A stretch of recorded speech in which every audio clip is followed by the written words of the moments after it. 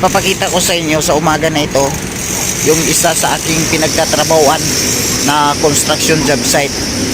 Ito yun mga idol, oh.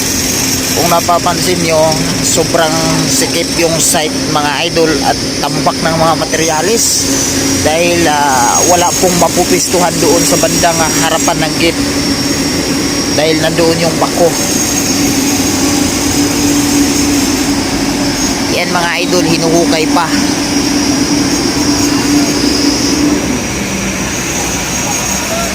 At ito yung hukay mga idol, oh.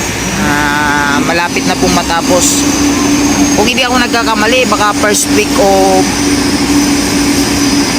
May or second week ng May, ito ay matatapos na hukayin.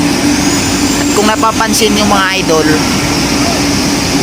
yung pinupwistuhan ng bako na yan lang yung lifting area.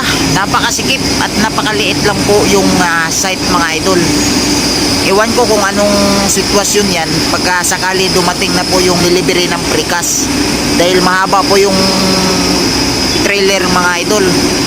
Yung lapad na yan mga idol, yung container van na 40 footer ay lagpas lang po konti. Yung 40 footer mga idol na container van hanggang dyan sa may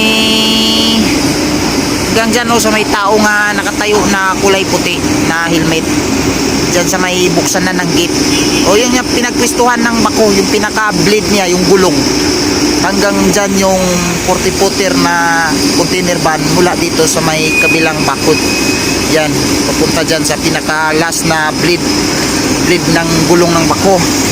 Kaya mahirapan papasok dito sa loob yung trailer mga idol dahil sobrang sikip ang area. Iwan ko kung anong paraan na gawin nila dyan para makapasok yung trailer, yung delivery ng precast.